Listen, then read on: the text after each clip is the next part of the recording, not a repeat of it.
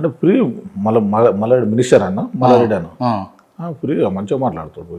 ఏం లేదు, అభిమానం పార్టీలు ఉన్నందుకు పార్టీ పెట్టినాం. ఇప్పుడు సంబంధాలు జరిపినట్టు అయితే సంబంధాలు ఏం చేయకపోలేదు. ఫ్రెండ్స్ అనేది పార్టీ వేరు, ఫ్రెండ్స్ వేరు.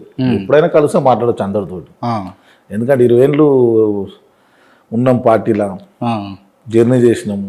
ఆ 20 ఏళ్ళ మన పార్టీల తర్వాత ఫ్రెండ్స్ అయితే అట్లనే ఉంటారు ఎవరైనా.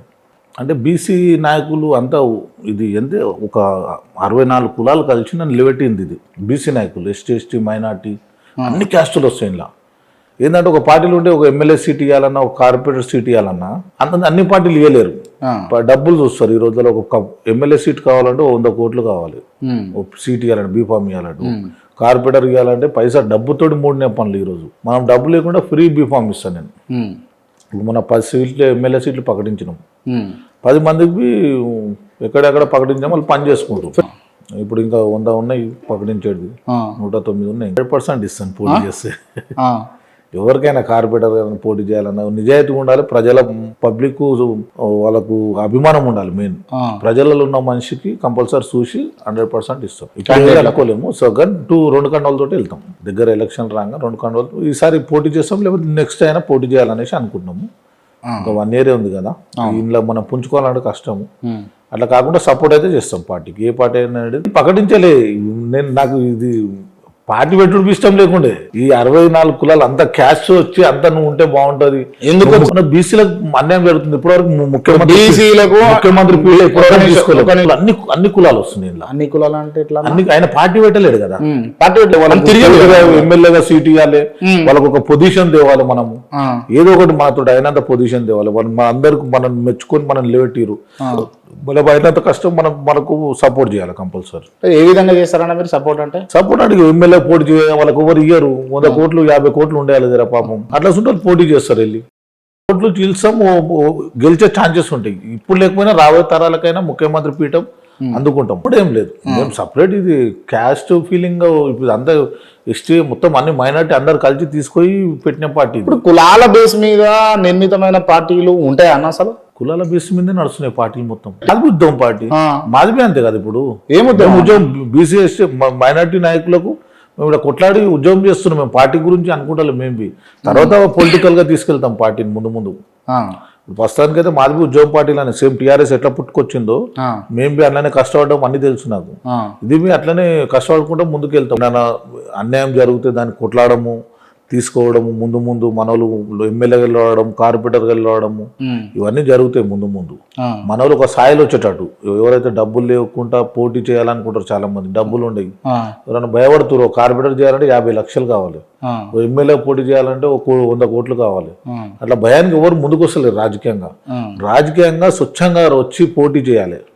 వచ్చి న్యాయంగా రూపాయి లేకుండా గెలవాలి. అప్పుడే కరెక్ట్ అయిన నాయకుడు. ఇంతమూలు ఏముంటుండే మనం 50 ఏళ్ళ కింద అసలు ఓటేసి ఎంతో ఖుషి పడిపోతుండే. అప్పుడు 30 ఏళ్ళ కింద, 30-40 ఏళ్ళు ఆశ ఉంటుంది. ఇప్పుడు మొత్తం అన్ని పార్టీలు కలిసి పైసా ఓడిపి ఓపెన్ చెప్పేస్తారు. నాకు పైసలు వెళ్ళి ఓటు వేయలేను. అప్పుడు ఖాళీ పెద్ద మనుషులు ఓటేసి వచ్చి ఖుషి పడుతున్నారు. పైసలు ఎక్కడి అన్ని తెలుసా? అప్పుడు వాళ్ళు స్వచ్ఛంగా ఖర్చు పెట్టుకొని ఓటేసి వస్తుండే. కరెక్ట్ అయిన నాయకుని ఎన్నుకుంటుండే. అప్పుడు ఆ నాయకుడు గెలిచిన నాయకుడు ఎంతో పనిచేస్తున్నాడు. పీజీఆర్ ఉన్నాడు. అప్పుడు పైసలు వస్తుండేనా? ఇప్పుడు ఈ పార్టీలు కొన్ని తయారైన అన్ని పార్టీలు పేర్లు చెప్పాను కానీ పైసతోటి మొత్తం ఓట్లు అట్లా మొత్తం ప్రజలలో అట్లా మైండ్ పెట్టేసారు. మొత్తం అన్ని ఒకటి 10,000 అడుగుతాడు, ఒకటి 20,000 అడుగుతాడు. మీరు పైసలు ఇస్తేనే ఓటేస్తామని అట్లా తయారు చేసారు ప్రజలను. ఇది అనేది ముందు తరాలకు చూపెట్టాలంటే పైసా తీసుకోకుండా ఓటు వేయాలి. సరైన నాయకుని ఎన్నుకుంటేనే మన రాజకీయం, మన భవిష్యత్ అనేది ముందు తరాలు బాగుంటుంది. ఈ పైసలు ఇచ్చి నేర్పించి ప్రజలను అట్లా తయారు చేశారు అంతే. ఓకే అన్న, అంటే మీరు ఎప్పుడు పోటీ చేసే అవకాశాలు ఉన్నాయి? మీరు పోటీ ఎప్పుడైనా చేయొచ్చు, చెప్పలేము.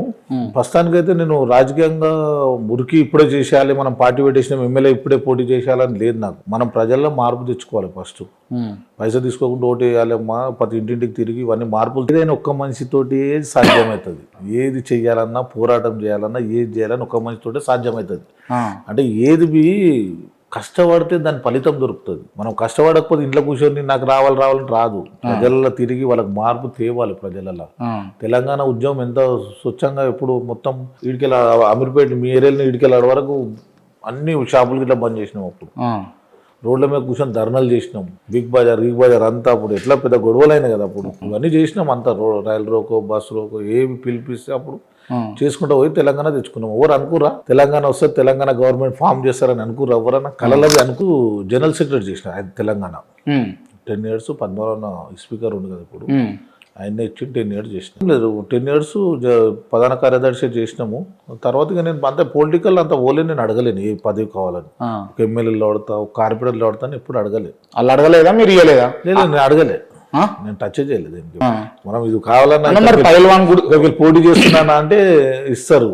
తర్వాత ఈ చైర్మన్ గురించి అయితే మొన్న అడిగి ఇంతకుముందు ఈ 1 year రీసెంట్ అయితే అడిగిన ఉండే, ఎక్కడికి వెళ్ళినా చైర్మన్ అడిగినా కానీ ఇక కొద్దిగా చూద్దాము అన్నారు. నేను సైలెంట్ అయిపోయిన. అప్పటికి అందరూ ఉద్యమ నాయకులు నువ్వు ఉంటే బాగుంటుంది, పార్టీ బీసీలో పార్టీ పెడితే మంచిగా ఉంటుంది, కొత్త పార్టీ, వేరే వాళ్ళకి ఎమ్మెల్యే సీట్లు అంటే మనం ఇచ్చుకోవచ్చు మన పార్టీ నుంచి అనేసి అందరు వచ్చి 6 months నుంచి మీటింగ్ జరిగింది.